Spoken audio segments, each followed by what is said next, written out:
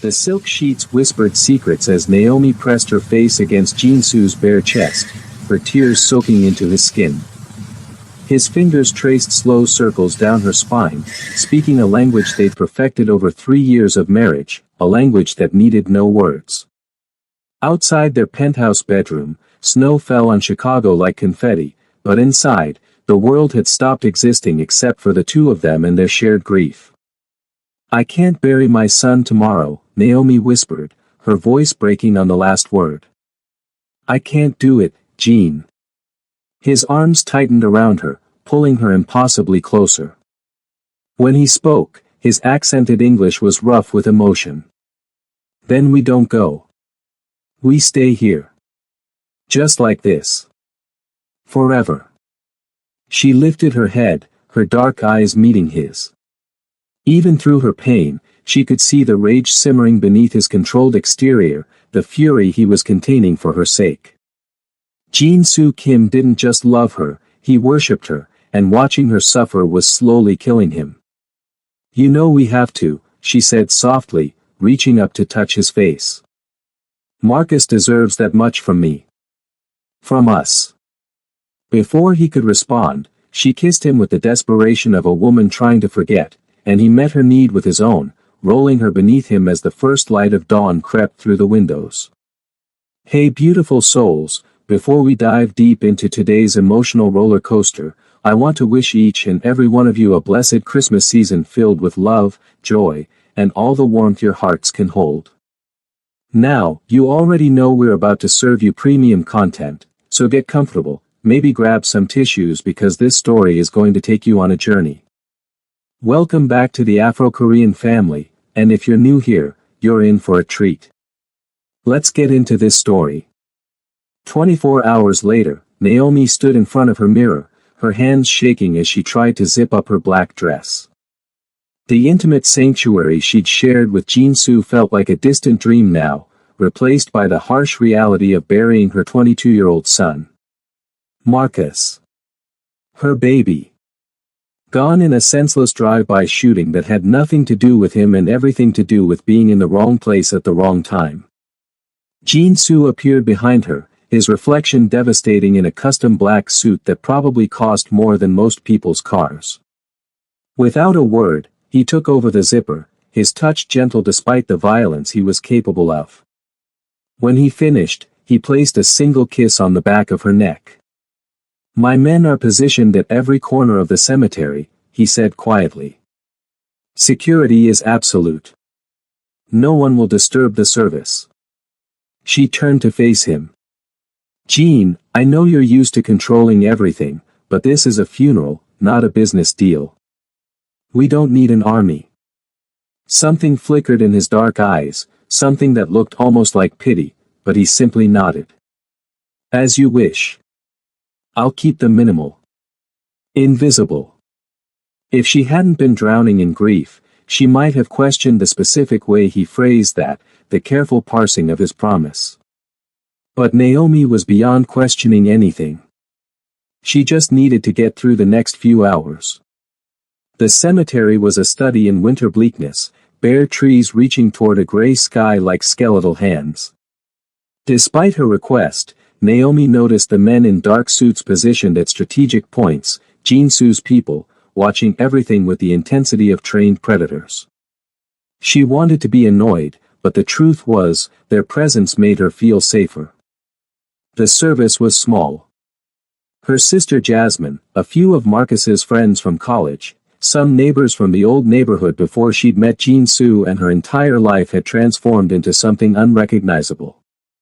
Pastor Williams's words washed over her like white noise, meaningless sounds that couldn't touch the howling void inside her chest. Jin-Soo stood beside her like a statue carved from marble, his hand clasped firmly around hers.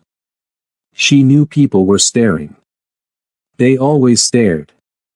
The successful black woman and her impossibly handsome, impossibly dangerous Korean husband who commanded respect and fear in equal measure. Let them stare. She was past caring about anything except the casket being lowered into frozen ground. That's when she heard the voice. "Naomi Davis?" She turned, confused. She hadn't been Naomi Davis in 3 years. She was Naomi Kim now. But the confusion evaporated when she saw the white police officer approaching, his hand resting casually on his belt, too close to his weapon. "I'm Officer Brennan, Chicago PD. I need you to come with me for questioning." The entire cemetery seemed to hold its breath. Jin-Soo's hand tightened on hers, not releasing her, and she felt the temperature drop as his men shifted, reading the change in their boss's energy. "Questioning." Naomi's voice came out strangled. "My son. I'm burying my son. Ma'am, we have reason to believe you have information about the shooting that killed Marcus Davis. We need you to come to the station." Jasmine stepped forward, her face twisted with disbelief. "Are you serious right now? Her son is literally being lowered into the ground and you want to question her? She's the victim here." Officer Brennan's eyes flickered to Jasmine, then back to Naomi, and she saw something ugly in his gaze.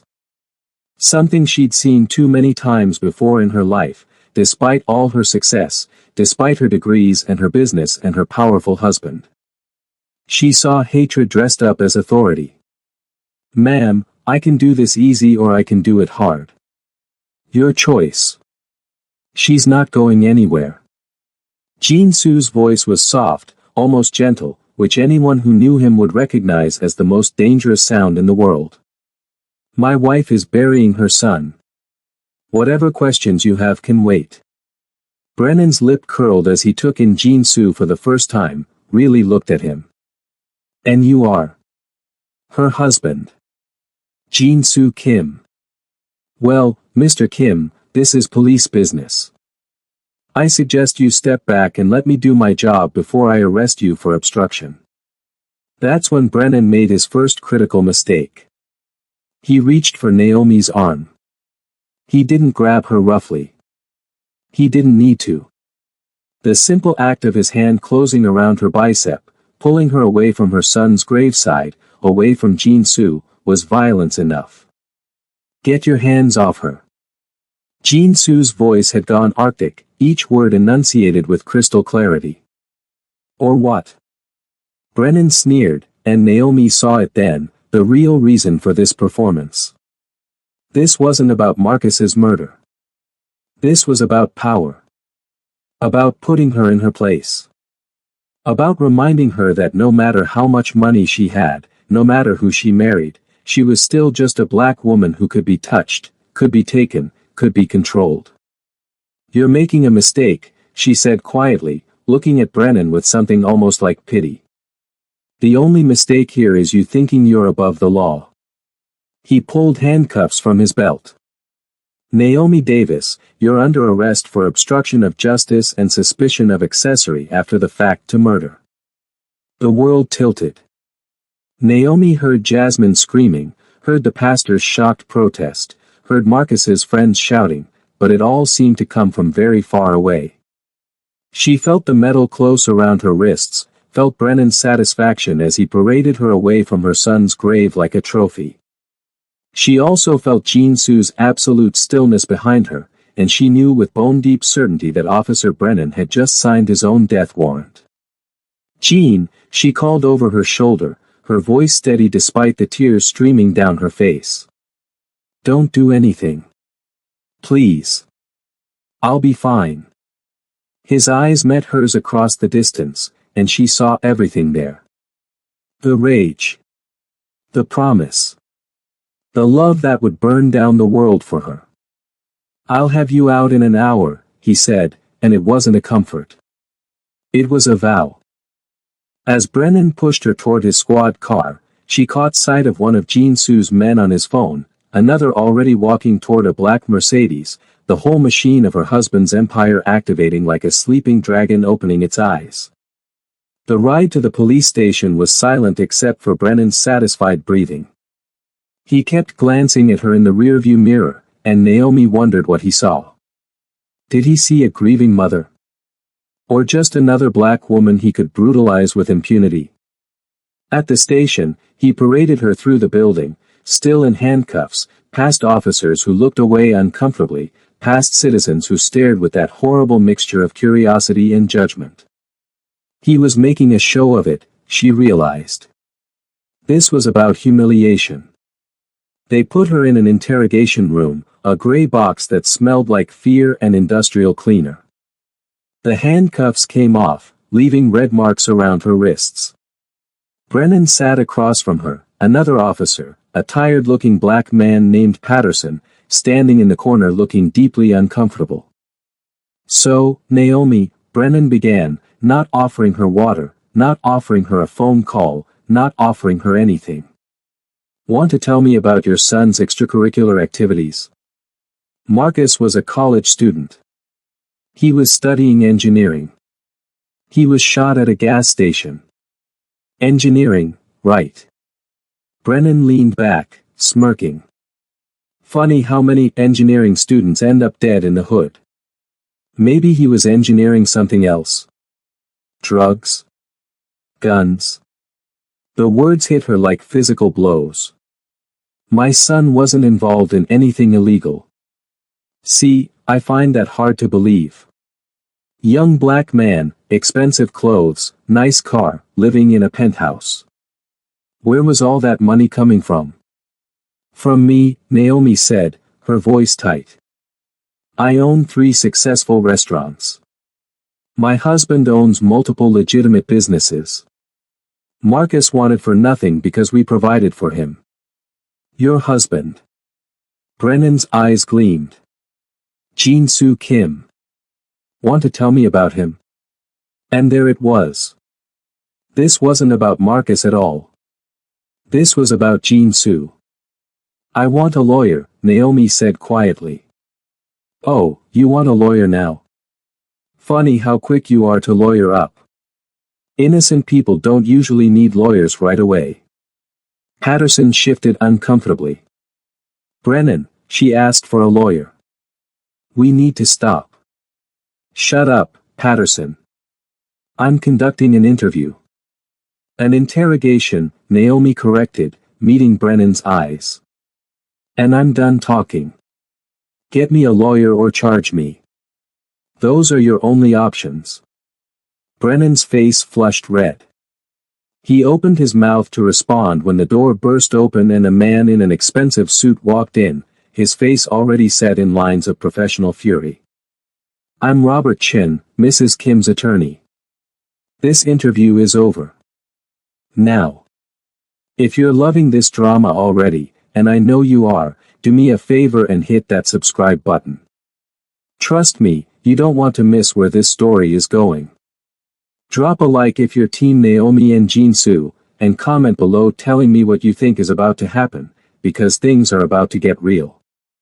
Robert Chin was one of the most expensive defense attorneys in Chicago, and he'd clearly been briefed on everything because his first words after getting Naomi alone were, Jin-Soo is handling this. Are you hurt? Did they touch you inappropriately? I'm fine, Naomi said, though she was shaking now, the adrenaline wearing off and leaving her hollow. I just want to go home. I need to. I didn't get to say goodbye. They took me before I could say goodbye to Marcus. Chen's expression softened fractionally. I understand, Mrs. Kim. We're going to get you out of here immediately. They have no cause to hold you, no evidence of anything. This arrest was unlawful, and they're going to pay for it. Where's Jin-Soo? Something flickered across Chen's face. He's managing the situation. He asked me to get you released and take you home. He'll meet you there. Which meant Jin-Soo was currently doing something that required plausible deniability, and Naomi felt a chill run down her spine. It took another 2 hours, 2 hours of bureaucratic nonsense and deliberate delays, before they finally released her. Chen walked her out through a side entrance where a car was waiting, not the flashy vehicles Jin-Soo usually sent, but a nondescript sedan with tinted windows. The driver was one of Jin-Soo's inner circle, a Korean man named Sung who'd been with him since before he'd met Naomi. He nodded respectfully as she got in, but didn't speak. The silence was heavy with unspoken knowledge. When they pulled up to the penthouse, Jin-soo was waiting in the private elevator, and the moment she saw him, Naomi broke. She fell into his arms and sobbed, 3 years of being the strong woman, the successful business owner, the perfect wife, all of it dissolving into the simple truth that she was a mother who'd lost her child and hadn't even been allowed to properly say goodbye. He carried her inside, his strength effortless, and for a while, there were no words. He just held her on the couch, stroking her hair, his own tears silent on his face. "Tell me you didn't kill him," she finally whispered. "Tell me Officer Brennan is still alive." "He's alive," Jin-soo said, and she could hear the restraint it took to say those words. "For now. But Naomi, I need you to listen to me. This wasn't random. This was planned." She pulled back to look at him. "What do you mean?" "Officer Michael Brennan has been on the Chicago PD for 15 years. He's been investigated twice for excessive force, both times involving black women. Both investigations were dropped due to lack of evidence. He's also on the payroll of the Volkov family." The Volkovs. Naomi knew that name. They were Jin-soo's rivals, a Russian crime family that had been trying to move into his territory for the past year. "This was a message," Jin-soo continued, his voice hardening. "They couldn't touch me directly, so they went after you. They used Marcus's death as an opportunity to humiliate you, to show me that even my wife isn't safe from their reach." Oh God. Naomi's mind reeled. Marcus, was Marcus? No. Jin-soo's hands framed her face, forcing her to look at him. "No, baby. Marcus's death was random, tragic, meaningless violence. But Brennan being the one to arrest you today, at the funeral, that was orchestrated. The Volkovs found out about the service and saw an opportunity." Rage started to burn through the grief, hot and clarifying. "So what happens now?" Jin-soo's smile was terrible to behold. Now I show them what happens when someone touches what's mine. But first, we're going to do this the legal way. We're going to destroy Officer Brennan through the system, publicly, brutally. And then." His eyes went cold. "Then I'm going to have a conversation with Viktor Volkov about boundaries." Over the next week, Naomi watched her husband orchestrate a masterpiece of revenge. It started with the lawsuit, filed by Robert Chen, $18 million in damages for unlawful arrest, emotional distress, violation of civil rights, and a dozen other charges.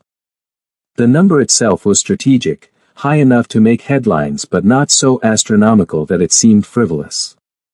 But the lawsuit was just the opening move. Jin-soo's people went to work with surgical precision. Within 48 hours, the media had the story. Grieving mother arrested at son's funeral by corrupt cop. The optics were devastating. Video footage appeared, recorded by one of Marcus's friends, showing Brennan handcuffing Naomi at the graveside, showing her tears, showing the coffin still suspended over the open earth. The city erupted. Naomi watched from the safety of the penthouse as protests formed outside the police station. Civil rights leaders called press conferences. The 2 previous women who'd accused Brennan of excessive force suddenly had new attorneys, expensive ones that Jin-soo was clearly paying for, and they were filing their own lawsuits. The police department tried to get ahead of the story, suspending Brennan pending investigation, but it was too late. The narrative had already been written. And then Jin-soo's people found the connection to the Volkovs. Financial records, phone calls, meetings, all of it documented and delivered to both the FBI and the media simultaneously. Officer Michael Brennan wasn't just a racist cop with a badge, he was a corrupt racist cop working for the Russian Mafia. The fallout was nuclear. Naomi sat next to Jin-soo on the couch, watching the news coverage, his arm around her shoulders. On the screen, Brennan was being arrested, handcuffed, and perp-walked past cameras, the same humiliation he'd inflicted on her now reflected back 1,000-fold. "How does it feel?" Jin-soo asked softly. She thought about it, really examined her emotions. She still hurt. Marcus was still gone. Nothing would bring him back. But watching his killer brought to justice, watching the man who degraded her at her lowest moment face his own reckoning. "It feels like breathing," she admitted. "Like maybe I can breathe again." He kissed her temple. "Good. Because we're not done yet." "The Volkovs." "The Volkovs," he confirmed. "But that's my business, not yours. I need you to focus on healing, on taking care of yourself." She turned to look at him, really look at him. Her husband. The man who transformed from a dangerous stranger into the love of her life. The man who'd loved her son like his own, who'd paid for Marcus's school, who'd taught him to drive, who'd cried at his funeral until she'd pulled him away from the grave. "I want to be there," she said. "When you face them. I want them to see what they tried to destroy and know they failed." Jin-soo studied her face for a long moment. "It won't be pretty. What I do, who I am in that world, it's not the man you married." "You're always the man I married," Naomi said firmly. "All of you. The parts that kiss me softly and the parts that are capable of terrible things. I knew who you were when I said yes. I'm not afraid of you, Jin-soo. I'm afraid of losing you." Something shifted in his expression, a wall coming down. "You could never lose me. I was yours the moment I saw you. Do you remember?" She smiled despite everything. "The restaurant. You came in with your men, all intimidating and powerful, and you ordered in Korean even though the menu was in English. I was testing you," he admitted. "Seeing if you'd hired Korean staff just for show or if you actually cared about authenticity. And then you responded in perfect Korean and I thought, I'm going to marry this woman. It was our second date when you told me what you really did," Naomi continued, the memory worn despite its complications. "You gave me an out. Told me I should run. You laughed in my face. Because you clearly didn't know who you were dealing with. I grew up on the South Side, Jean. I knew men like you my whole life. Different faces, same danger. But you." She touched his face. "You were dangerous, but never to me. Never to the people you loved." He caught her hand, kissing her palm. "I'm going to make them pay for touching you. For using Marcus's death as a weapon against us. Viktor Volkov thinks he can hide behind his police connections, thinks he can wage war through proxies. He's about to learn otherwise." The meeting was set for Neutral Ground, an upscale restaurant that Jin-soo owned through enough shell corporations to make it officially unconnected. Naomi dressed carefully, choosing a white dress that was almost bridal in its elegance, a deliberate contrast to the funeral black she'd been wearing. She was done mourning in public. Her grief was her own now, something she carried privately, and what she wanted the Volkovs to see was her strength. Jin-soo's men swept the restaurant 3 times before they arrived. When Naomi walked in on her husband's arm, she felt the weight of eyes on them, the dangerous men positioned around the room, Korean on one side, Russian on the other, enough firepower present to start a small war. Viktor Volkov stood when they approached, a tall man with pale eyes and a smile that never reached them. "Mr. Kim. And this must be the famous Mrs. Kim. My condolences on your loss."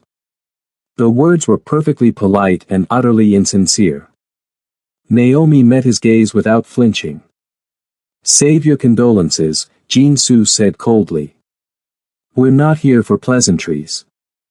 They sat, the 4 of them, Viktor with his second-in-command, a brutal-looking man named Alexei, Jin-soo, and Naomi presenting a united front.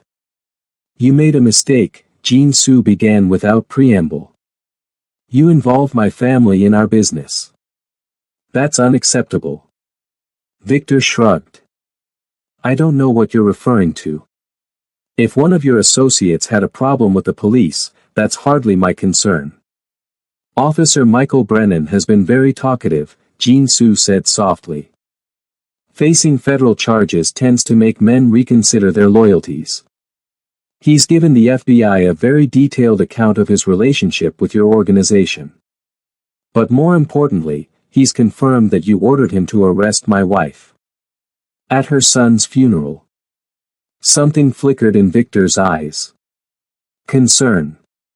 He'd underestimated how quickly Jin-Soo could work, how thoroughly he could dismantle the connections. Even if that were true, it's hardly a capital offense. She was released. No harm done. Naomi laughed, the sound sharp and bitter. No harm done. You had me handcuffed and arrested while my son was being lowered into the ground. You used his death as a pawn in your territorial pissing match. No harm done. Victor's attention shifted to her fully for the first time, and she saw him reassess, saw him realize she wasn't just Jin-Soo's pretty wife, she was a player in her own right. Mrs. Kim, surely you understand this is business. Nothing personal. You made it personal, she said quietly. And that's going to cost you everything. Right now, I need you to do something for me. If this story has you on the edge of your seat, if you're feeling all the emotions, hit that like button. And comment below, tell me, are we here for the revenge? Are we here for Jin-Soo and Naomi's love? What are you most invested in? I want to hear from you. And if you haven't subscribed yet, what are you waiting for? We bring you these premium stories every week. Don't miss out. Victor's smile turned sharp. Is that a threat? It's a promise, Jin-Soo said. The lawsuit against Brennan is going to expose your entire police network in Chicago. The FBI is already moving. Your protection is gone.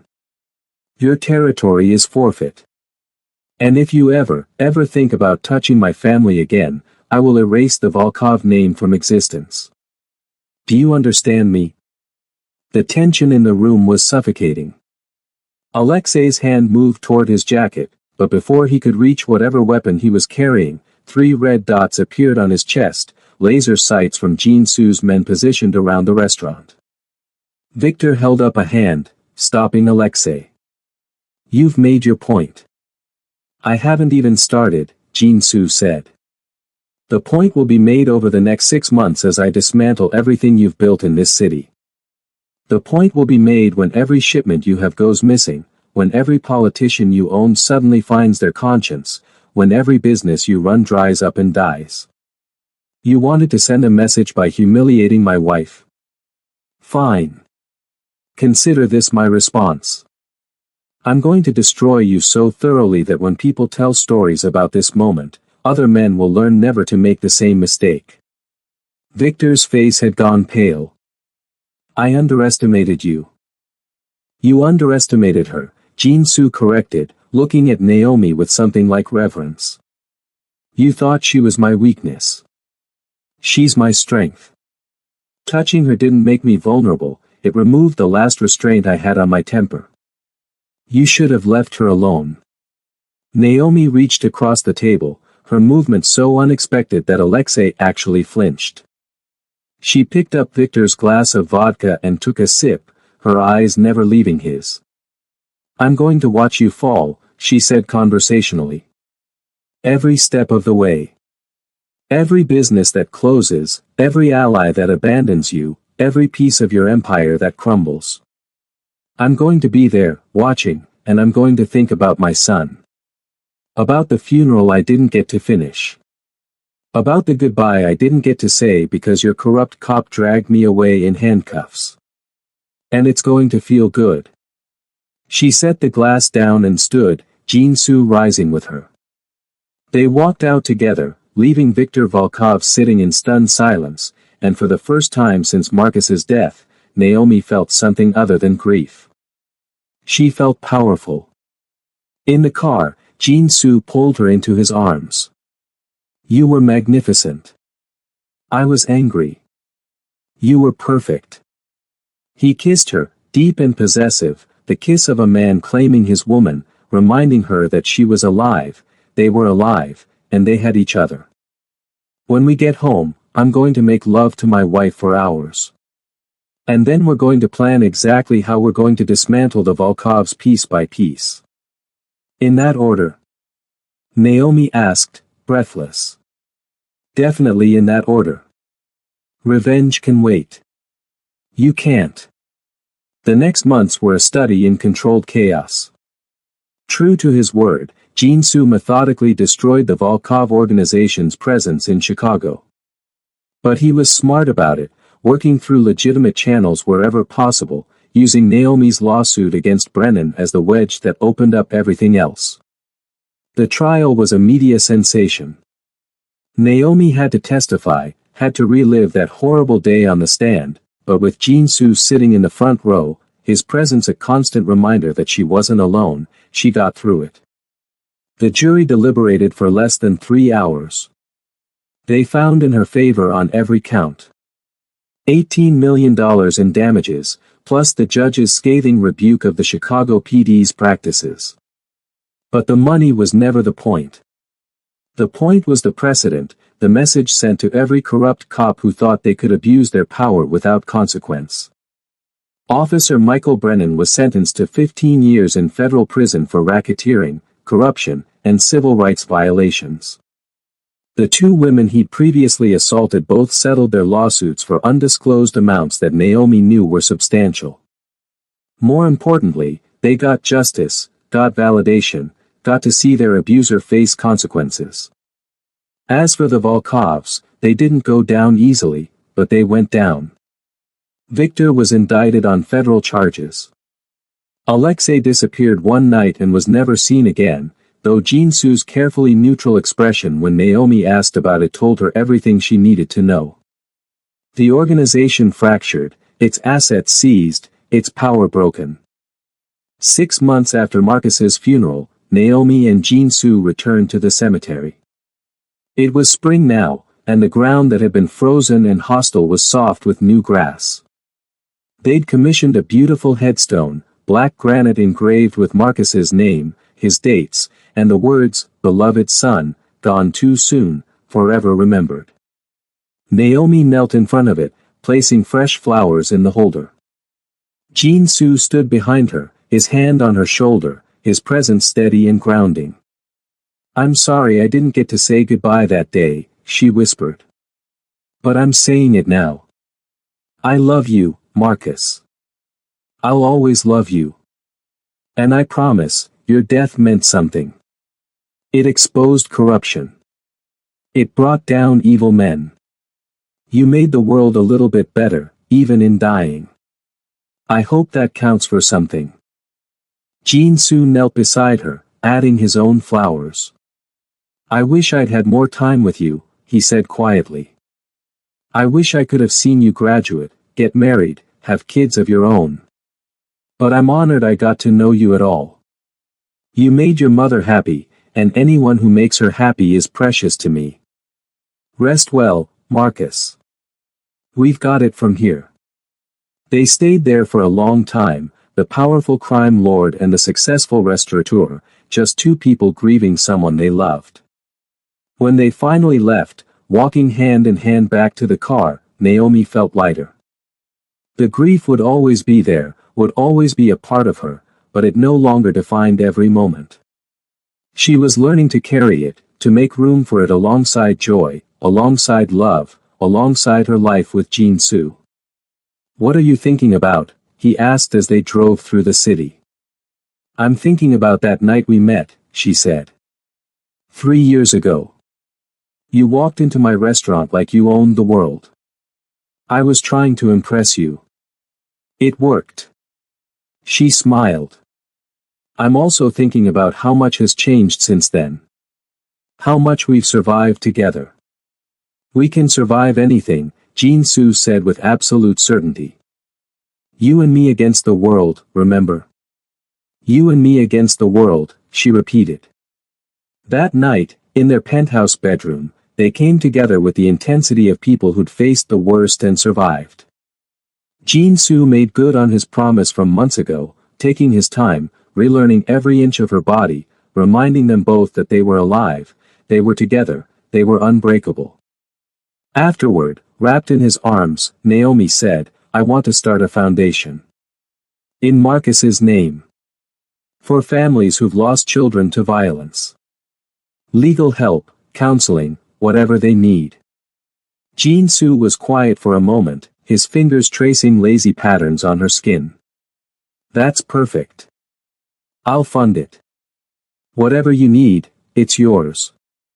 I don't want dirty money, she said carefully. I need this to be legitimate, clean. Then we'll use your money, the settlement from the lawsuit. 18 million can do a lot of good. She twisted to look at him. Really? You'd be okay with that? Naomi, you could ask me for the moon and I'd figure out a way to pull it from the sky. If you want to turn your pain into purpose, if you want to make sure what happened to you never happens to another mother, then I'll support that with everything I have. She kissed him, soft and sweet. I love you. I love you more. Not possible. We could debate this all night, he murmured against her lips. Or I could show you. Show me, she breathed, and he did. The Marcus Davis Foundation launched 6 months later with a gala that drew media attention from across the country. The guest list was a fascinating mix of high society, civil rights leaders, and carefully vetted members of Jin-soo's legitimate business empire. Naomi gave a speech that left half the room in tears, talking about her son, about justice, about the responsibility they all had to protect the vulnerable. And Jin-soo stood in the front row, his eyes never leaving her, his pride evident to everyone watching. After the gala, after the guests had left and they were finally alone, Naomi found him on the balcony of their penthouse, looking out over the city lights. What are you thinking? She asked, sliding her arms around him from behind. I'm thinking that I'm the luckiest man alive, he said. And I'm thinking that Marcus would be proud of you. Of what you're building in his name. I hope so. She rested her cheek against his back. I hope wherever he is, he knows that his death wasn't meaningless. That it sparked change. Jin-soo turned in her arms, his hands framing her face. He knows. And he knows his mother is the strongest, most incredible woman in the world. Sweet talker. Truth teller. He kissed her forehead. I have something for you. He pulled a small box from his pocket, and Naomi's heart stuttered. They were already married, so it wasn't an engagement ring, but the velvet box suggested jewelry, something significant. She opened it and gasped. Inside was a pendant, a stunning piece of custom work in white gold. It showed 2 figures, clearly her and Marcus, embracing, with tiny diamonds creating the illusion of stars around them. Jin-soo, she breathed. It's beautiful. So you can carry him with you always, he said softly, taking the necklace and fastening it around her neck. So he's close to your heart, where he belongs. The tears came then, but they were good tears, healing tears.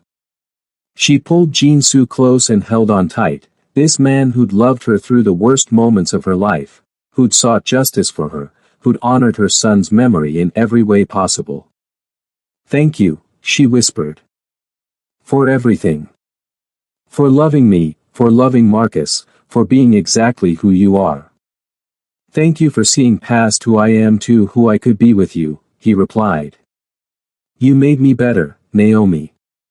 You made me want to be worthy of you.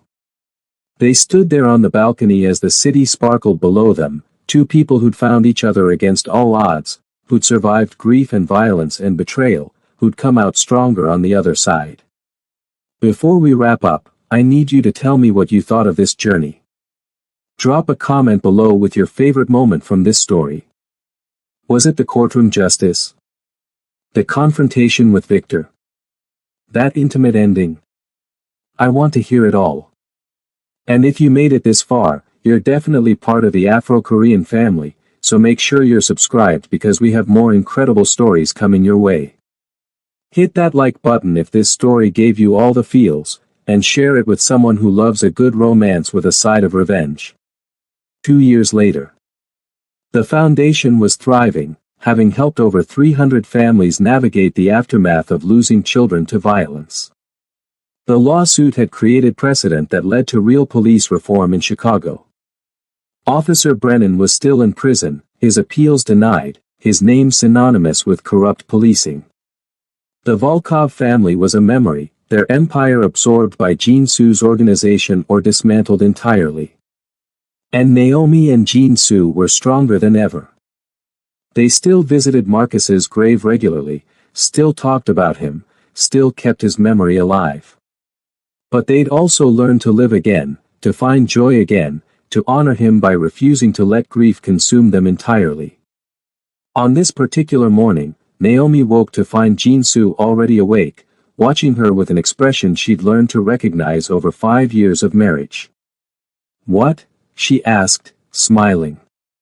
"I was just thinking about the first time I saw you," he said. "How I knew instantly that you were going to change my life. Best decision you ever made, walking into my restaurant." "Second best," he corrected. "The best was convincing you to marry me."